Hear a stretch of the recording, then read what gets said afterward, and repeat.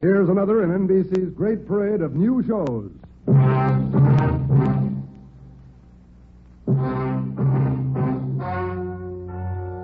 Ladies and gentlemen, the story you are about to hear is true.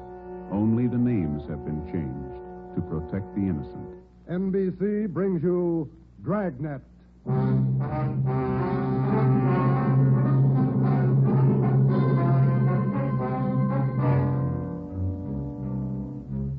You're a detective sergeant. You're assigned to homicide detail. A 22-year-old girl has disappeared. A letter has been received. It demands $30,000 for the girl's return. The letter is signed, The Wolf. Your job, get him.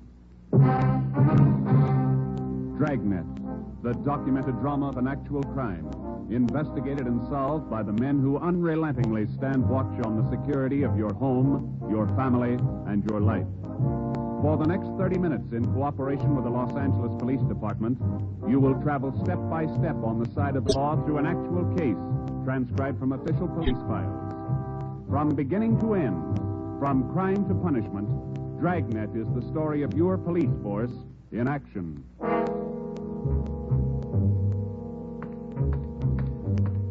It was Tuesday, October 18th. It was cloudy in Los Angeles. We were working the night watch out of homicide. My partner's Ben Romero. The boss is Ed Backstrand, chief detective. My name's Friday. I was on the way back from the staff's office, and it was 3:26 a.m. when I got to room 42. Homicide. Got those mugs you asked for, Joe. Here they are. Thanks, Harris. Backstrand leave yet? In a minute, I'm going out with him. What's the address out there, the Sullivan place? 814 Castro Boulevard. You go straight out Santa Monica, take a left at Castro. I remember. You ready, Chief? Yeah. Friday, you call Romero yet? Right now. Get on it. This one we don't fool with. Yeah. Come on, Harris.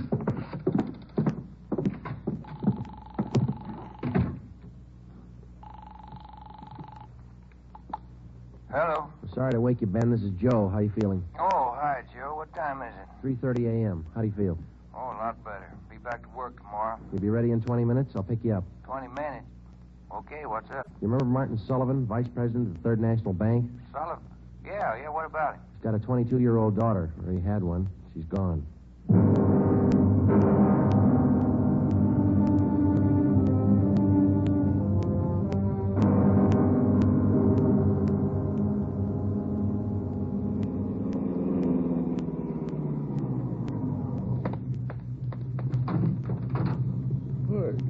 Good time, Joe. Where are we heading? Sullivan home out on Castro Boulevard. Ed's out there now with Harris. Any leads to work on? No, nothing so far. The girl disappeared a little before 1 o'clock yesterday afternoon. At 11 last night, he got a letter. They want $30,000. Sullivan hasn't got that kind of money. Yeah, I know it. Poor guy's almost out of his mind. Fill me in. How did it happen? Well, the guy took the girl out of business school. He had her called out of class. Told her father was sick, said he was a friend of the family's. Well, how about the teachers? What was their story? Said the girl didn't want to go with the man at first, but he finally talked her into it. Kept telling her father was dying. That's about as low as they come. Yeah. Did he use a car? Witnesses said it was a blue sedan. They didn't get the license number or the make. Did they remember what the guy looked like? About 5'9", 160, brown suit, dark hair. Nothing else? No. Here's a copy of the letter. The usual. Read it. Yeah. I have your daughter, Judy. Get, what's that? $30,000. $30,000 quick if you want her back alive. Don't call police or I'll kill her. Contact you later. Signed, what was it? The Wolf. Oh, Wolf, huh? I could think of a better name. Come on, here we are. Who's got the original note, Joe? Lee Jones down at the crime lab. He's checking it for prints and handwriting. Well, if he was... Oh, hi, Davis. Right on the house, boys. Just waiting for you. Thanks, Dave.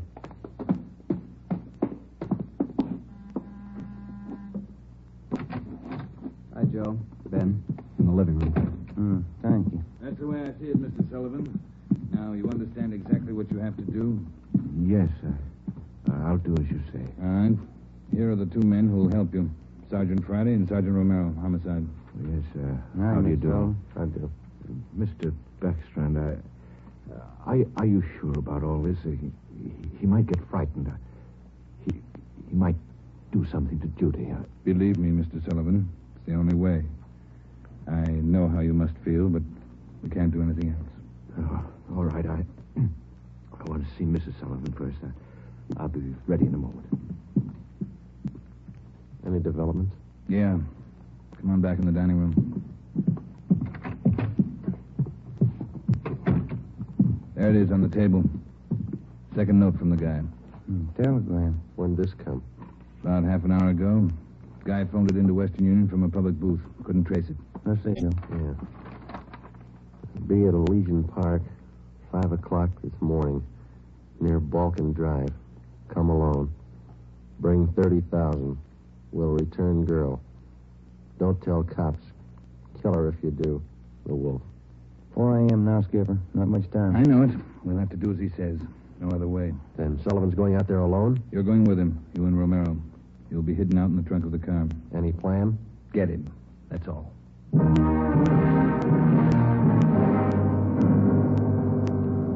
and I went out the back door and into the Sullivan garage. We jammed ourselves into the trunk compartment, and Harris closed the door on us.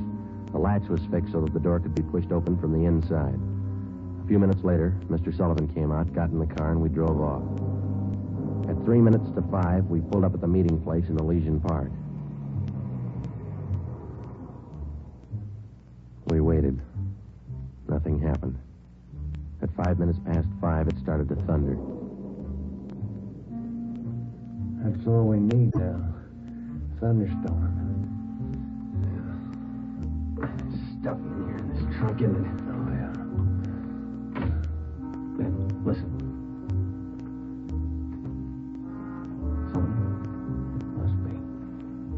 I wonder if he's seen anything.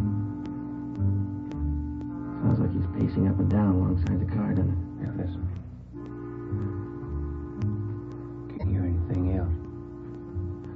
Can you? No, we better stay undercover. Yeah. Rain's starting in. Wonder what happened to the wolf. Cold feet, maybe. Let's wait it out.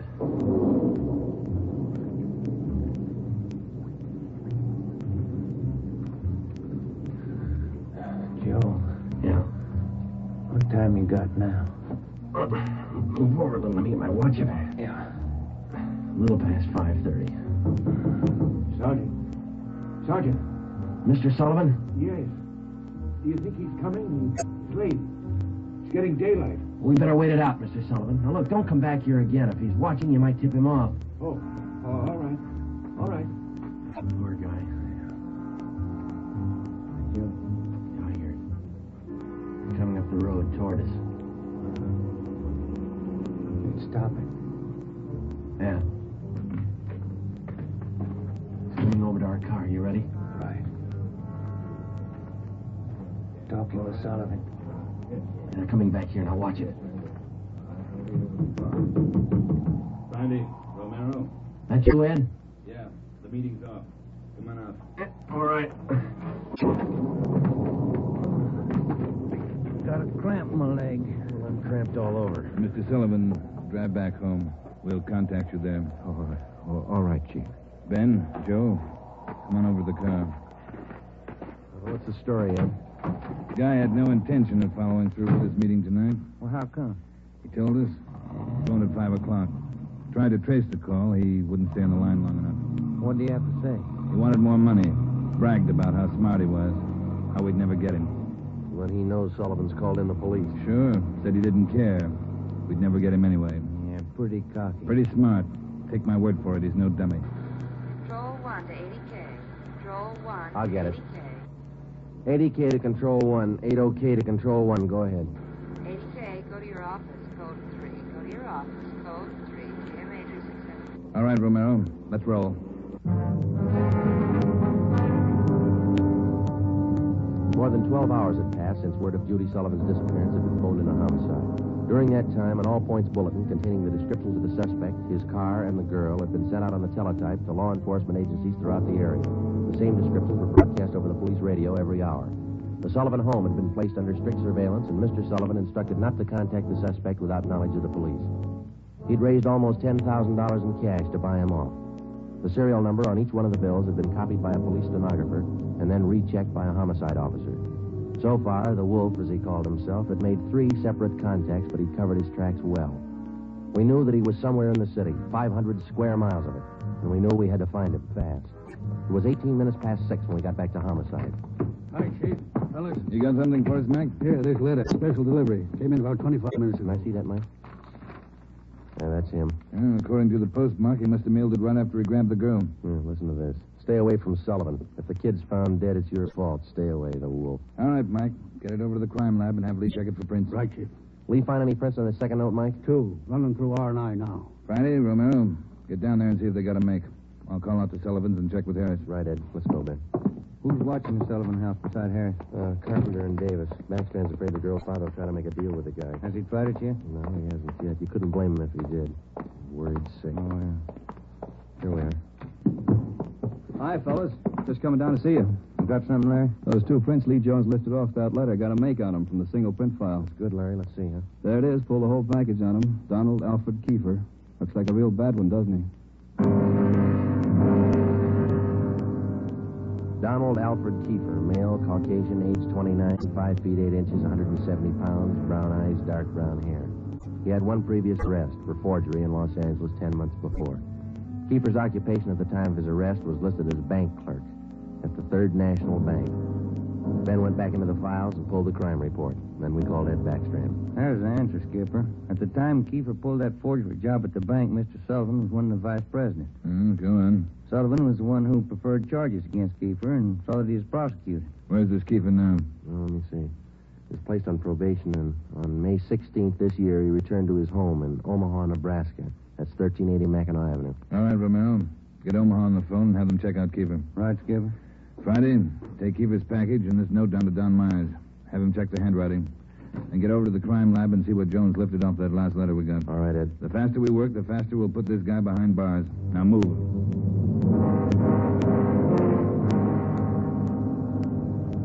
How's the writing compared, Don? What'd you find? Yeah, looks good. See here? Slants as crosses, double oops as L's, open A's, pressure on the downstroke. Donald Kiefer, the Wolf, same handwriting. Lifted 3 prints off this last note, Joe. Brought them out with the iodine fume gun. They match with the first. Thanks, Lee. Did you find anything else? I don't know if it'll help you much. We examined the paper for watermarks and texture. Both notes are written on the same kind of paper. Impressions show both pieces of paper from the same tablet. Checked the density of the carbon and the pencil he used. Both specimens match. Same pencil.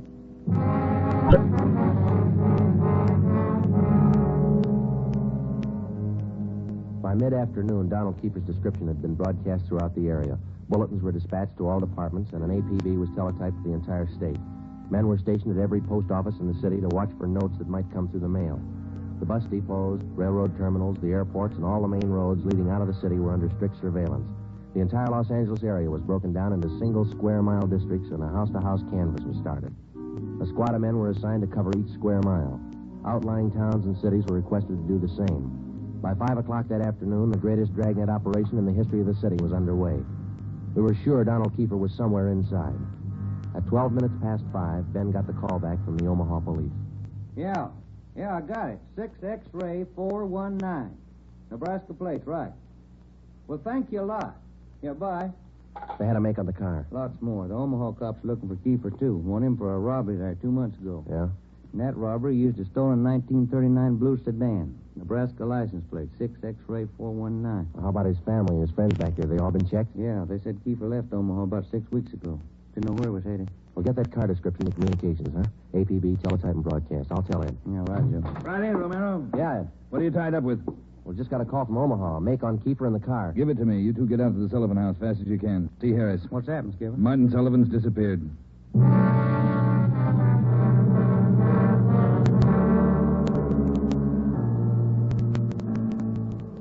right, Harris, how'd it happen? About 3 this afternoon, Mr. Sullivan got a phone call. Said he had to go down to the bank. I went with him. He had me wait in the reception room, and he went in his office. After waiting 10 minutes, I got suspicious and went in. He was gone. That's it. Did he get any more money? This morning, $5,000. Did you get the serial numbers off the bills? Yeah. Shouldn't have let him get out of my sight. Forget it. Right now, we've got to find out where he's gone to meet Kiefer. Did you talk to Mrs. Sullivan about it, Harris? She says she doesn't know anything about it. Let's try her again. Come on, let's go inside. Hi, fellas. Hi. Where's Miss Sullivan, Dave? Back in the sitting room lying down. Doctor's with her. Come on. What time you got, Ben? 6:35. I'll get it.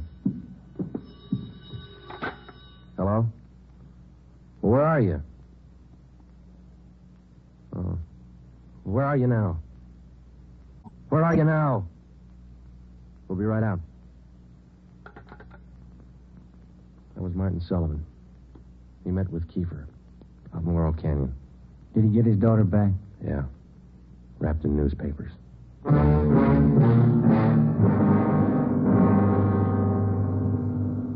All cars in the area were notified that a contact had been made with Kiefer.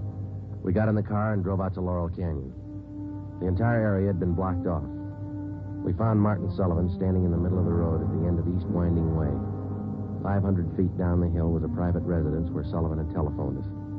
It was the only building in the immediate vicinity. A few yards beyond the point where East Winding Way ended, back in a clump of tall grass, we found the body of Martin Sullivan's daughter. We notified the crime lab, Chief Backstrand in the coroner. Despite a severe state of emotional shock, Martin Sullivan tried to tell us the story. He said Judy was all right. I believed him. I wanted her back. Judy. I tricked the officer, the one watching me. He said, come along, no police. Did you see his car, Mr. Sullivan? I wanted her back. I wanted Judy back. I did as he said. I drove here at 6 o'clock and I waited. I put the money in the front seat like he said. Did he get the money, Mr. Sullivan? And I got out. I left parking lights on. I stood up there by the end of the road, waiting. Mr. Sullivan? And he drove up. He took the money. Then he came up to me. He had a gun. I wanted Judy back. He had a gun. Did you see his car? He said she was up there, beyond the road, tied to a tree. I wanted her back. Mr. Sullivan, did you see his car? I went to look for Judy. He drove away. She wasn't there. By the tree. Couldn't find her. On the way back, I saw the bundle on the way back.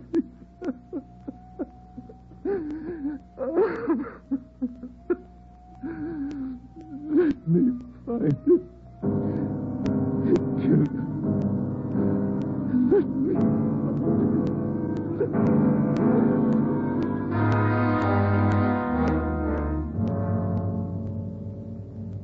Before he went into a state of complete collapse, we showed Martin Sullivan a picture of Donald Alfred Kiefer. He definitely identified him. The information was immediately relayed back to Central Division, rebroadcast to the entire police radio system. A teletype was dispatched to sheriff's offices, and communications were sent to police stations throughout the country. The house-to-house search throughout the entire city intensified. The dragnet in which we hoped to trap Donald Kiefer was drawing slowly inward. It was 12 midnight. Next Street, Sullivan girl murder. Next Street, read all about it. Citizens join search for killer. Friday, did the papers get a list of the numbers on that ransom money? Yeah, got them in the final net edition. 2.5 pages of serial numbers. Gave it a big spread. Look at these pictures of Kiefer here, all over the front page. The more the better, Romero. I hope this town never forgets that face. Good reminder. You don't make deals with killers. Hi, fellas. Come on over. Find anything yet, Lee? Just checking over these towels here. Found them wrapped around the girl's body, inside the papers. Funny thing about those papers, What's that, Lee? they're all yesterday's. Every story about the girl's disappearance has been clipped out. Maybe the guy's making up a scrapbook. How about the towels, Jones? Any laundry marks? Not a one so far, Ed. Every one of them was clipped off. Pretty smart. The morgue post the body in? They're doing it now. Nasty one. Yeah. Did you get any footprints or tire marks out where they found the body? Lots of them, all cast. Bossy and Taylor are checking them now. One thing. What is it, Jones? I don't know. Under the seam here. This towel. Wait a minute. Joe, that pair of snippers there. Yeah, here you are. Thanks. That's back under the seam. There. That's one tag he missed. Any markings, Lee? Yeah. Greenway Apartments, Los Angeles.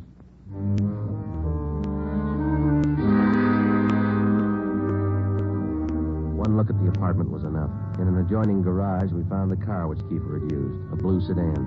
Nebraska license plate 6X-ray 419. When we got back to the office, Chief Backstrand immediately issued a cancellation of the want order for the blue sedan, and then he ordered a detail of men to stake out the car in the event Kiefer decided to come back for it. Here's the coroner's report, Joe. Oh, let's see it. Cause of death, strangulation. Time of death, Monday, October 18th, approximately 2 p.m. 1 hour after he grabbed it? That can't be right. Skipper in his office? No, he's out for a minute. Hey, Joe, Ben, take the call off 2503, will you? Thanks, Mike. Right. Would you give me the call on 2503, please? Thanks. Hello? Yeah. Yeah, when? We'll be right over. Some of the ransom money, Ben, just showed up. Beverly and Highland. Come on.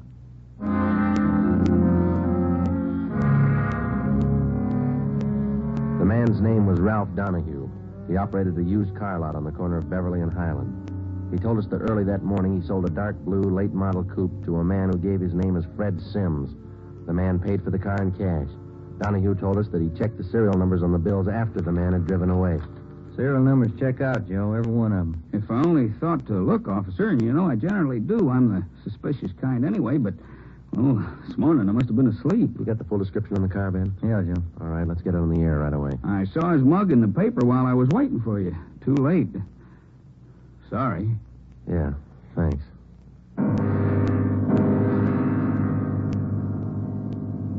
At 10 minutes past 3 that afternoon, another piece of the ransom money turned up at a busy downtown department store. The clerk was unable to remember who gave her the bill. The detail throughout the general downtown area was strengthened. The house-to-house search of the entire city for Judy Sullivan's murderer went on. The afternoon dragged into the early evening.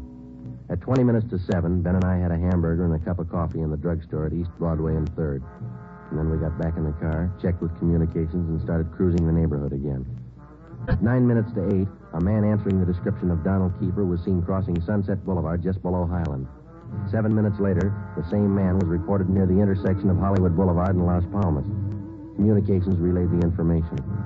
At 21 minutes past 8, our car, 80K, along with a dozen others, were concentrated in the Hollywood Boulevard area from Gower Street to La Brea, Franklin Avenue to Santa Monica Boulevard. At 24 minutes past 8, another piece of the ransom money was passed at a cigar store on the corner of Hollywood Boulevard and Hawthorne Street. The number of men and radio cars in the area was redoubled. Plainclothes officers were stationed at every intersection to keep an eye on pedestrian traffic. At 18 minutes to 9, the dark blue coupe which Kiefer had bought that morning was spotted parked in an alley just below Hollywood Boulevard and Coenga. We called Ed Backstrand. City Hall. 2503. 2503. Chief of Detectives Office, Hannah. This is Friday, Mike. The chief there? Yeah, wait a minute. Just going out the door. Ed, it's for you. Backstrand? Friday, Ed. Just spotted Kiefer's car, the one he bought this morning, parked in an alley off Coenga. Harris and I are on our way out there now. We'll take care of the car. You take care of this call. Just came in. What do you got? The theater on the corner of Hollywood Boulevard and Fairview. The girl in the box office just took in a $10 ransom bill. Yeah? She got a good look at the man who passed the bill. She says it's Kiefer.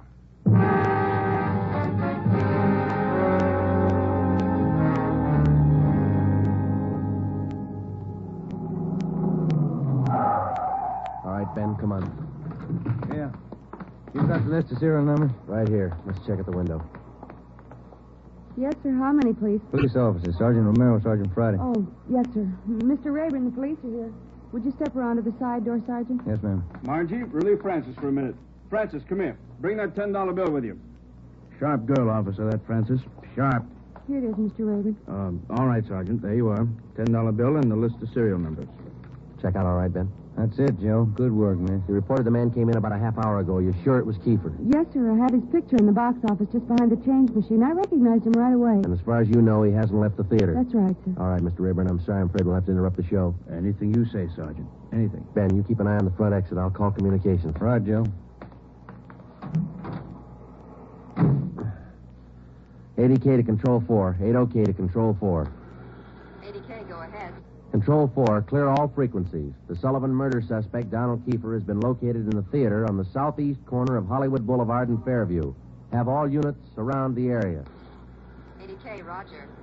Attention all units. Attention all units. Assist 80K at the theater on the southeast corner of Hollywood Boulevard and Fairview. The Sullivan murder suspect has been located in the theater. Go ahead, 80K. Control 4, have all units converge in the general area, Hollywood Boulevard and Fairview. Unit 62R to block off the intersection at Hollywood Boulevard and North Cherokee. Stop all pedestrian and vehicular traffic. Unit 61A to block the intersection at Hollywood Boulevard and Hudson Street. Stop all pedestrian and vehicular traffic. Unit 71 and 72R to block the alley behind the theater. Unit 66 and 67R to assist at main entrance to the theater. Within a few minutes, the 1/2 mile area around the theater was completely blockaded. Every exit and entrance to the theater was covered. At 9:23, we met Harris and Ed Backstrand in the theater manager's office. Backstrand outlined our plan of operation. At 9:28, a detail of 14 men walked down the side aisles on the main floor of the theater and took up their posts on either side of the orchestra pit. The picture was stopped and every light in the theater was turned on. Ed Backstrand, Harris, Ben, and I went down the aisle and up onto the stage. Backstrand made the announcement. Ladies and gentlemen, we're sorry to interrupt the picture, but this is important. We're police officers. We've traced the murderer of Judy Sullivan to this theater. He is in this theater now. Now we're going to search the theater row by row, and we'd like to ask your cooperation. There's no need to be panicky or afraid. Those who wish to leave now may do so. Leave by the main entrance. Each one of you will be checked as you go out the door. And for the benefit of the man we're looking for, don't try to escape. Every exit is covered and the entire area is blockaded. Don't place any more lives in jeopardy. Come on, Ben.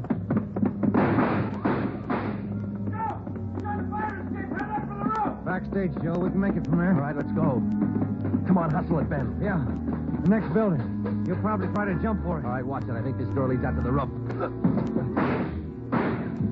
There he goes. All right, keeper, hold it. Don't shoot, I give up. Throw your gun down. Over here. Don't shoot. Don't. Let's get him. All right, coppers. I got it figured. They won't top me for this. Didn't know what I was doing. Put the cuffs on him, Ben. Get away from me, you crumb! You shouldn't have hit him, keeper.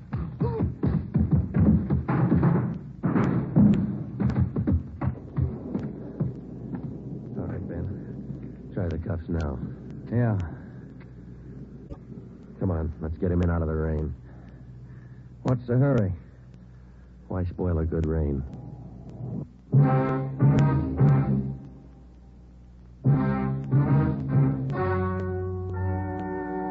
story you have just heard is true.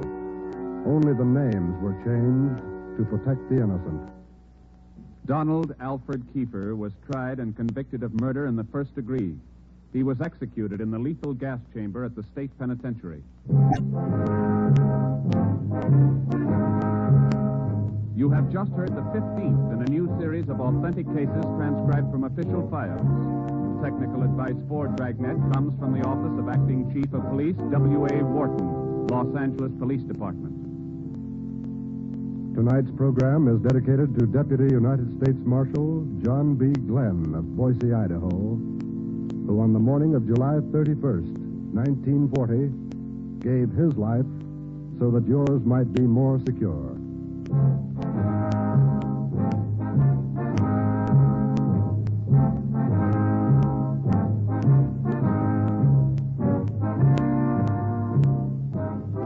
Dragnet came to you from Los Angeles.